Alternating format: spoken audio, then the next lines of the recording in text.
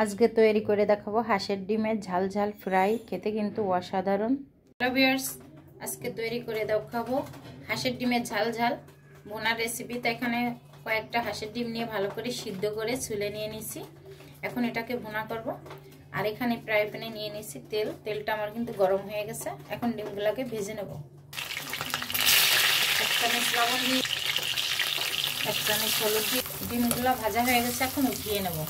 তেলের ভিতরে পেঁয়াজ দিয়ে দেব। এখানে 250 গ্রাম পরিমাণে পেঁয়াজ কুচি করে নিচ্ছি। তেল দিয়ে একটু ভেজে নেব। পেঁয়াজটা একটু লাল করে ভাজা হয়ে গেছে। এর ভিতরে একটু পানি দিয়ে দেব।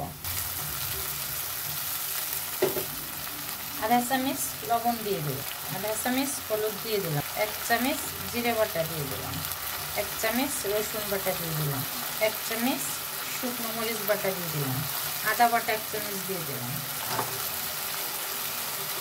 একটা টমেটো কুচি দিয়ে দিলাম। ভালো করে মশলাটাকে 2 থেকে 3 মিনিট কষিয়ে নেব। মশলাটাকে ভালো করে নাড়াচাড়া দিয়ে আরও 2 মিনিট কষিয়ে নেব।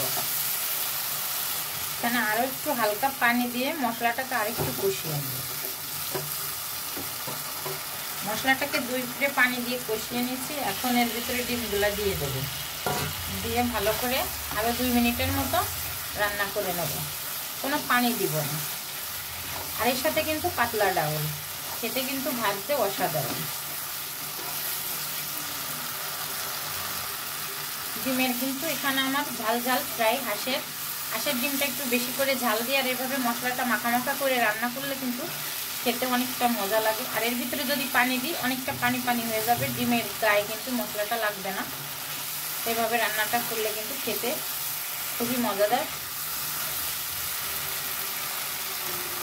এখানে হাঁসের ডিমের ঝাল ঝাল ফ্রাইটা আমার হয়ে গেছে। এখন আমি এটাকে নামিয়ে নেব। এখানে একটা বল নিয়ে নিচ্ছি। বলের ভিতরে ডিমগুলা ঢেলে নিলাম। খুব সহজে বানিয়ে নিলাম এখানে আমার হাঁসের ডিমের ঝাল ঝাল ফ্রাই। ডিমের সাথে কিন্তু এখানে পাতলা ডাউলটা নিয়ে নিছি রান্না করে। এখানে আমার হয়ে গেল হাঁসের ডিমের ঝাল ঝাল ফ্রাই। তা ভালো লাগলে